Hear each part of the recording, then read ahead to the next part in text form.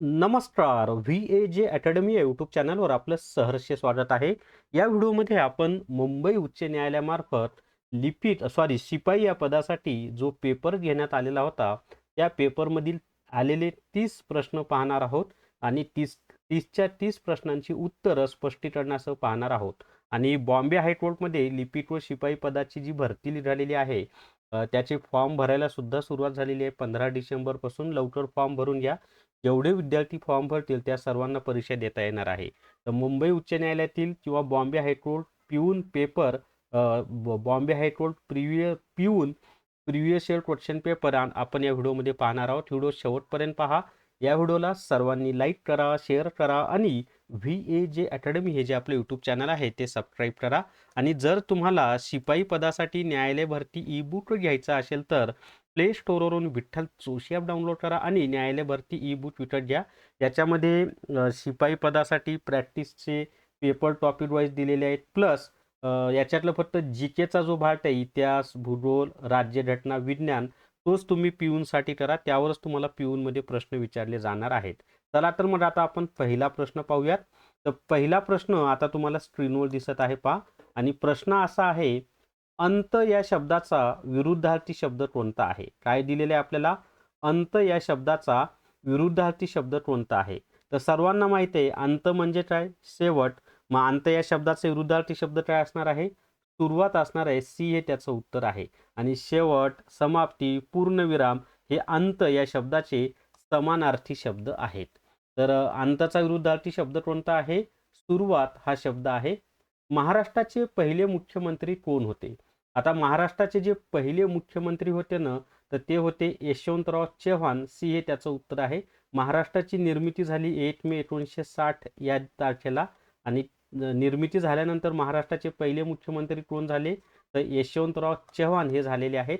यशवंतराव चव्हाण यांची जी समाधी आहे ती कराड जवळ प्रीती संगम या ठिकाणी आहे. म्हणजे कोयना व कृष्णा या दोन नद्यांचा संगम जिथं झालेला आहे त्याला प्रीती संगम असं म्हणतात. आणि त्या ठिकाणीच यशवंतराव चव्हाण यांची समाधी आहे. त्याच्या पुढे आता तिसरा प्रश्न आहे, पहा. आणि असेच प्रश्न तुम्हाला ॲक्च्युअल परीक्षेत येणार आहे बरं का. भारताचे पहिले उपराष्ट्रपती कोण होते?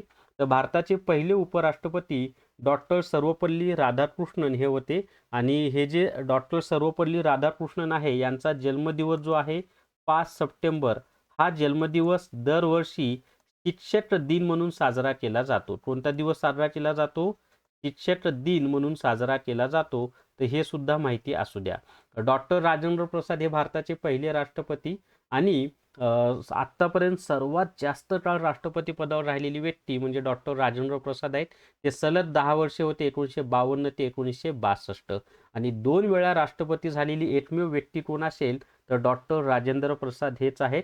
डॉक्टर राजेंद्र प्रसाद हे घटना समितीचे किंवा घटना परिषदेचे किंवा संविधान सभेचे किंवा घटना सभेचे अध्यक्ष होते. ते पण माहिती असू द्या. डॉक्टर राजेंद्र प्रसाद यांचं एक टोपण नाव आहे, पण ते काय ते मला कमेंट करून आवर्जून सांगा सर्वांनी. त्याच्या पुढे आता पुढचा प्रश्न आहे, महाराष्ट्राचे सध्याचे राज्यपाल कोण आहेत? आता सध्या देवव्रत हे राज्यपाल आहेत, पण त्यावेळेला हा जो पेपर आहे कधीचा आहे तर 2018चा पेपर आहे. तर त्यावेळेला सी विद्याधरराव हे राज्यपाल होते. आत्ताचे राज्यपाल तुम्ही पाठ करून ठेवा, त्याच्यावर तुम्हाला प्रश्न येणार आहेत. आता मी सुरुवातीला सांगायला विसरलो, पहा. तर हा पेपर कोणता आहे? तर हा पेपर आहे, पहा, मुंबई उच्च न्यायालय शिपाई पेपर 16 डिसेंबर म्हणजे 16/12/2018 या तारखेला झालेला पेपर आहे. आणि ॲक्च्युअलमध्ये मुंबई उच्च न्यायालयानं घेतलेला पेपर आहे. आणि आता सुद्धा तुम्हाला शिपाईला असेच प्रश्न परीक्षेमध्ये विचारले जाणार आहेत. ठीक आहे. चला त्याच्या पुढचा प्रश्न पाहूयात आता नेक्स्ट. 5वा प्रश्न तुम्हाला स्क्रीनवर दिसते, पहा. महाराष्ट्र दिन कधी साजरा केला जातो? आता महाराष्ट्राची निर्मिती कधी झालेली आहे तर 1 मे 1960 या तारखेला झालेली आहे. म्हणून दरवर्षी 1 मे हा दिन महाराष्ट्र दिन म्हणून साजरा केला जातो. 1 मेलाच आंतरराष्ट्रीय कामगार दिन सुद्धा साजरा केला जातो, तेही तुम्ही लक्षात ठेवा. तर 1 मे हा महाराष्ट्र दिन आहे. महाराष्ट्रातील सर्वात लांब नदी कोणती आहे? आता महाराष्ट्रातील सर्वात लांब नदी कोणती आहे तर गोदावरी ही महाराष्ट्रातील सर्वात लांब नदी आहे. आणि गोदावरी ही महाराष्ट्रातील तसंच दक्षिण भारतातील सर्वात मोठी नदी आहे. महाराष्ट्राच्या एकूण क्षेत्रफळापैकी 49% क्षेत्रफळ हे गोदावरी नदीच्या खोऱ्यानं व्यापलेलं आहे. ते पण तुम्हाला माहिती असणं आवश्यक आहे. संपूर्ण मराठवाडा, संपूर्ण विदर्भ, त्यानंतर नाशिक, नगर, छत्रपती संभाजीनगर, बीड, हा जो भाग आहे आणि संपूर्ण मराठवाडाच हा गोदावरी आणि संपूर्ण विदर्भ हा गोदावरी नदीच्या खोऱ्यानं व्यापलेला आहे. त्याच्या पुढचा प्रश्न आहे पहा आता. आणि गोदावरी ही भारतातील दुसऱ्या क्रमांकाची मोठी नदी आहे बरं का. पहिला क्रमांक गंगा, दुसरी गोदावरी. जायकवाडी धरण कोणत्या नदीवर आहे?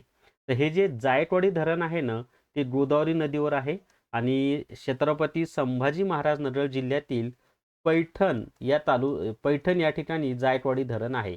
तर जायकवाडी धरणाचं जे जलाशय आहे त्याला नाथसागर असं म्हणतात. याच्यावर सुद्धा परीक्षेत प्रश्न आलेला आहे की जायकवाडी धरणाच्या जलाशयाला काय म्हणतात? तर नाथसागर म्हणतात. नाथसागर का म्हटलं जातं? तर संत एकनाथ महाराज यांचं जन्मगाव हे पैठण आहे आणि म्हणून त्यांच्या नावावरून ते जायकवाडी धरणाच्या जलाशयाला नाथसागर असं म्हणतात.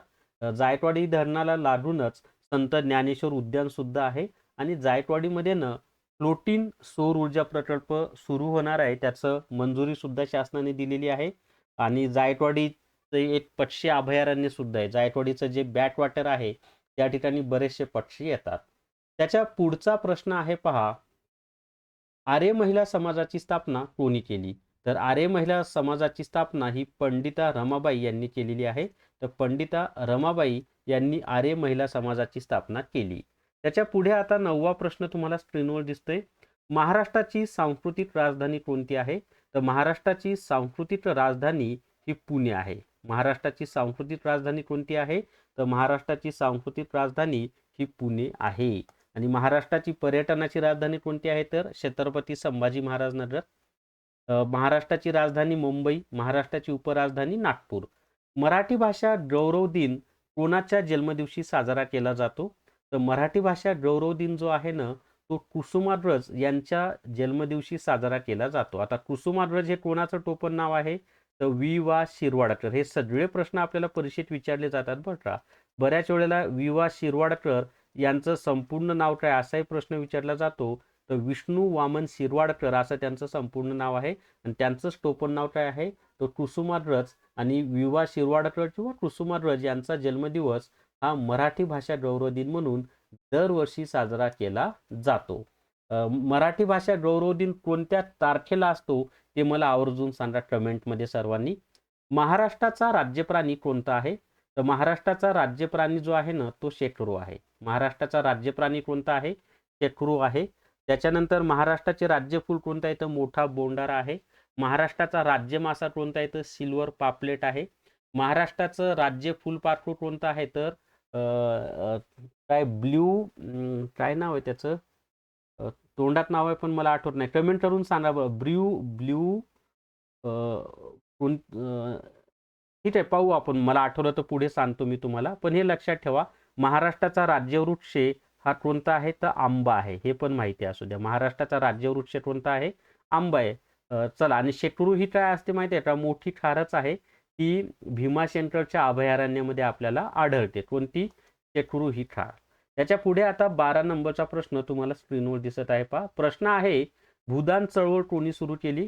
तर भूदान चळवळ ही आचार्य विनोबा भावे यांनी सुरू केलेली आहे. आता आचार्य विनोबा भावे यांचा जो आश्रम आहे ना, तो वर्धा जिल्ह्यामध्ये पवनार या ठिकाणी आहे. कोणत्या ठिकाणी आहे? पवनार या ठिकाणी आहे. ते पण माहिती असू द्या. भूदान चळवळ आचार्य विनोबा भावे यांनी सुरू केलेली आहे. त्याच्यानंतर राज्यसभेच्या सदस्याचा कार्यकाळ किती वर्षांचा असतो? तर राज्यसभेच्या सदस्याचा जो कार्यकाळ आहे ना, तो 6 वर्षांचा असतो. एक लक्षात ठेवा, राज्यसभा हे अस्थायी सभागृह आहे. ते कधीही बरखास्त होत नाही. परंतु राज्यसभेचे जे सदस्य असतात त्यांचा कालावधी मात्र किती वर्षांचा असतो? 6 वर्षांचा असतो. व विधान परिषदेच्या सदस्याचा कालावधी सुद्धा 6 वर्षांचा असतो.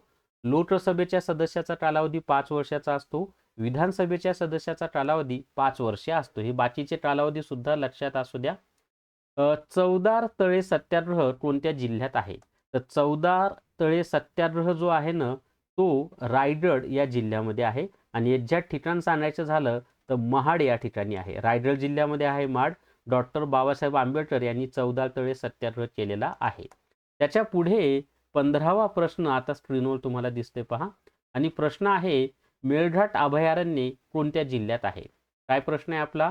मेळघाट अभयारण्य कोणत्या जिल्ह्यात आहे? ऑप्शन आहे यवतमाळ, अमरावती, नागपूर आणि बुलढाणा. तर मेळघाट अभयारण्य कोणत्या जिल्ह्यामध्ये आहे? तर अमरावती या जिल्ह्यामध्ये आहे. बी हे त्याचं उत्तर आहे, अमरावती. अजून 15 प्रश्न आपल्याला पाहायचे आहेत. पण जर तुम्हाला हायकोर्ट पिऊन टेस्ट सिरीज विकत घ्यायची असेल तर प्ले स्टोअरवरून विठ्ठल जोशी ॲप डाउनलोड करा आणि हायकोर्ट पिऊन टेस्ट सिरीज विकत घ्या. याच्यामध्ये 30 प्रश्नांच्या 30 टेस्ट दिलेल्या आहेत, प्लस टॉपिक वाईज टेस्ट सुद्धा मी याच्यामध्ये बऱ्याचशा अपलोड करत आहेत. आतापर्यंत 22 झालेले आहेत, अजूनही अपलोड होतील. आणि जर तुम्हाला संपूर्ण डिटेल्समध्ये अभ्यास करायचा असेल, इतिहास, भूगोल, राज्यघटना, विज्ञान, तर न्यायालय भरती ई बुक घ्या. याच्यामधून संपूर्ण डिटेल्समध्ये तुमचा अभ्यास होईल. आणि या टेस्ट सिरीजमधून काय होणार आहे, तर पेपर सोडवायचा सराव होणार आहे. हा दोन्हीमधला फरक आहे. चला त्याच्या पुढचा प्रश्न आहे आता नेक्स्ट. पुढचा प्रश्न आहे पाहता 16 नंबरचा प्रश्न तुम्हाला स्क्रीनवर दिसत आहे. प्रश्न आहे, चिपको आंदोलन कशाशी संबंधित आहे? आता हे जे चिपको आंदोलन आहे ना, हे वन संवर्धनाशी संबंधित आहे. मुळामध्ये हे आंदोलन उत्तराखंड या राज्यामध्ये झालेलं आहे. कोणत्या राज्यामध्ये? उत्तराखंड या राज्यामध्ये सुंदरलाल बहुगुणा यांनी केलेलं. काय करायचं तर झाडाला जाऊन कवटाळायचे, आलिंगन द्यायचे, जेणेकरून कोणी झाड तोडणार नाही. त्याला चिपको आंदोलन असं म्हणतात. तर वन संवर्धन हा त्याच्या पाठीमागचा हेतू होता.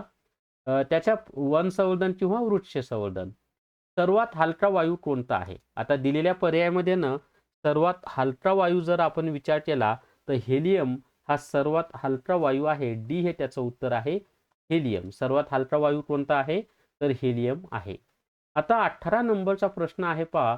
आणि सर्वांनी व्हिडिओला लाईक करा, शेअर करा, VAJ अकॅडमी हे आपलं यूट्यूब चॅनल सबस्क्राईब करा. तसंच VAJ अकॅडमी नावाचं टेलिग्राम चॅनल सुद्धा जॉईन करा सर्वांनी. मुंबई उच्च न्यायालयाची स्थापना कधी झाली? तर मुंबई उच्च न्यायालयाची स्थापना ही 1862 मध्ये झालेली आहे बरं का. 1861चा कायदा आहे, पण स्थापना कधी झाली तर 1862 मध्ये झालेली आहे. मला वाटतं ऑगस्ट महिन्यातलीच काहीतरी तारीख आहे स्थापनेची. त्याच्या पुढे आता भारतीय रिझर्व्ह बँकेचे मुख्यालय कुठे आहे? तर भारतीय रिझर्व्ह बँकेचं जे मुख्यालय आहे ते मुंबई या ठिकाणी आहे. त्याला आपण RBI असं म्हणतो. RBI म्हणजेच रिझर्व्ह बँक ऑफ इंडिया. आणि मुंबईलाच भारताची आर्थिक राजधानी असं सुद्धा म्हणतात. मुंबई हे 7 बेटांचं शहर आहे. त्याच्यानंतर मुंबई या ठिकाणी गेट ऑफ इंडिया सुद्धा आहे. तर ह्या काही गोष्टी आहेत ज्या तुम्हाला माहिती असणं आवश्यक आहे. तर RBI म्हणजेच रिझर्व्ह बँक ऑफ इंडिया किंवा भारतीय रिझर्व्ह बँकेचं मुख्यालय कुठं आहे? मुंबईमध्ये आहे. त्याच्या पुढे पाहता सर्वोच्च न्यायालयात नियुक्त झालेल्या पहिल्या महिला वकील न्यायाधीश कोण आहेत? तर सर्वोच्च न्यायालयामध्ये नियुक्त झालेल्या पहिल्या वकील महिला न्यायाधीश या इंदू मल्होत्रा हे आहे. सी हे त्याचं उत्तर आहे, इंदू मल्होत्रा. आता 21 नंबरचा प्रश्न तुम्हाला स्क्रीनवर दिसत आहे. आणि प्रश्न असा आहे की प्लेंटिफ या शब्दाचा मराठी अर्थ काय होतो? आता प्लेंटिफ हा जो शब्द आहे ना त्याचा मराठी अर्थ आहे पा फिर्यादी किंवा वादी. दोन्ही अर्थ एकच आहेत. फिर्यादी किंवा वादी असा त्याचा अर्थ होतो. प्लेंटिफ हा न्यायालयाशी संबंधित शब्द आहे बरं का. जो तक्रार दाखल करतो त्याला फिर्यादी किंवा वादी असं म्हटलं जातं. त्याच्या पुढे केसाने गळा कापणे या म्हणीचा अर्थ काय आहे? पहा मराठीचे पण मी सांगितले 1-2 प्रश्न येतात. तर केसाने गळा कापणे म्हणजे काय? विश्वासघात करणे. सी हे त्याचं उत्तर आहे. केसाने गळा कापणे म्हणजे काय? विश्वासघात करणे हे त्याचं उत्तर आहे. आता त्याच्या पुढचा प्रश्न आहे, डिसेंबर 2018 भारत ऑस्ट्रेलिया पहिल्या सामन्यात सामनावीर कोण ठरला होता? पहा ज्या महिन्यात पेपर काढला त्याच महिन्यातली चालू घडामोड त्यांनी विचारलेली आहे. कारण डिसेंबरमध्येच हा पेपर झालेला आहे 16 डिसेंबरला. तर पहिल्या सामन्यात सामनावीर कोण ठरलेला होता? तर त्यावेळेला चेतेश्वर पुजारा हा सामनावीर ठरलेला होता. आता पुढचा प्रश्न आहे पहा, भारताचा पहिला अंतराळवीर कोण आहे? तर भारताचा पहिला अंतराळवीर हा राकेश शर्मा आहे. हा कधी गेला होता? तर 1982 मध्ये अवकाशात गेले होते रशियाच्या मदतीने. आणि अवकाशात गेले असताना इंदिरा गांधीजींनी फोनवर त्यांना विचारलं होतं की आपला भारत कसा आहे? तर त्यांनी उत्तर दिलं होतं, सारे जहां से अच्छा हिंदुस्तान हमारा असं नाव दिलं होतं. आता भारताचा जो दुसरा अंतराळवीर आहे तो कोण आहे ते मला कमेंट करून आवर्जून सांगा. तर भारताचा जो दुसरा अंतराळवीर आहे ना तो आहे शुभांशु शुक्ला. हे लक्षात ठेवा. शुभांशु शुक्ला हा प्रश्न खूप महत्त्वाचा आहे. ग्रुप कॅप्टन शुभांशु शुक्ला हे भारताचे दुसरे अंतराळवीर आहेत. ते आत्ता यावर्षीच अवकाशामध्ये जाऊन आले. लोकहितवादी म्हणून कोण ओळखले जाते आणि शुभांशु शुक्ला यांच्यासोबत नरेंद्र मोदी यांनी बोलणं झाले बरं अवकाशात असताना. तर लोकहितवादी म्हणून कोण ओळखले जातात? तर लोकहितवादी म्हणून गोपाळ हरी देशमुख हे ओळखले जातात किंवा गोपाळ हरी देशमुख यांचं जे टोपण नाव आहे ते काय आहे? लोकहितवादी आहे. त्याच्या पुढे आता 26 नंबरचा प्रश्न आहे, राष्ट्रसंत म्हणून कोण ओळखले जातात? तर राष्ट्रसंत म्हणून आपण कोणाला म्हणतो? संत तुकडोजी महाराज यांना आपण राष्ट्रसंत असं म्हणतो. आणि संत तुकडोजी महाराज यांनी ग्रामगीता नावाचा ग्रंथ लिहिलेला आहे. कोणता ग्रंथ लिहिलेला आहे? ग्रामगीता नावाचा ग्रंथ लिहिलेला आहे. सी हे त्याचं उत्तर आहे. राष्ट्रसंत म्हणून कोण ओळखले जातात? संत तुकडोजी महाराज. त्यानंतर संत गाडगे महाराजांचे जन्मस्थान कोणते आहे? तर संत गाडगे महाराजांचं जे जन्मगाव आहे ते आहे शेनगाव, जे की आहे अमरावती या जिल्ह्यामध्ये आहे. कोणतं आहे? शेनगाव, जे की अमरावती जिल्ह्यामध्ये आहे. आणि संत गाडगे महाराज हे डेबूजी हे त्यांचं टोपण नाव होतं, ते पण माहिती असू द्या. गोपाळा देवकीनंदन गोपाळा हे त्यांनी खूप प्रसिद्ध केलेलं आहे, त्यांचंच आहे ते प्रसिद्ध. छत्रपती शिवाजी महाराजांचा जन्म कोणत्या किल्ल्यावर झाला? तर छत्रपती शिवाजी महाराजांचा जन्म हा शिवनेरी किल्ल्यावर झालेला आहे. शिवनेरी किल्ला पुणे जिल्ह्यामध्ये आहे. आणि छत्रपती धर्मवीर संभाजी महाराजांचा जन्म किंवा धर्मवीर छत्रपती संभाजी महाराजांचा जन्म हा पुणे जिल्ह्यातील पुरंदर नावाचा जो किल्ला आहे त्यावर झालेला आहे. तर हे दोन्ही गोष्टी महत्त्वाच्या आहेत. त्याच्या पुढे आता 29 नंबरचा प्रश्न आपण पाहूयात. पुढचा प्रश्न आहे पहा, मध्यरात्रीचा सूर्य कोणत्या देशाला म्हणतात? तर मध्यरात्रीचा सूर्य जे आपण म्हणतो ना ते नॉर्वे या देशाला म्हणतो. मध्यरात्रीचा सूर्य, रात्री 12 वाजता सुद्धा तिथं सूर्य चमकताना दिसतो म्हणून त्याला मध्यरात्रीचा सूर्य असं म्हणतात. 30वा प्रश्न गणिताचा आहे. 10 म्हणजे तुमच्या लक्षात आला असेल, 27 प्रश्न जीकेचे, 2 प्रश्न मराठीचे, 1 प्रश्न गणिताचा. 10,000 किमतीच्या वस्तूवर 25% सूट दिल्यास विक्री किंमत किती? आता 10,000 वस्तूंच्या किमतीवर 25% सूट दिली तर सरळ 7,500 विक्री किंमत येणार आहे. आणि काढायचं झालं तर 10,000 गुणिले 25% म्हणजेच 25 100. हा 2 शून्य, हे 2 शून्य कटले. 100 गुणिले 25 केलं तर काय येणार आहे ते 2,500. मग 10,000 मधून 2,500 वजा करा, उत्तर काय ते 7,500 हे आपलं उत्तर आहे.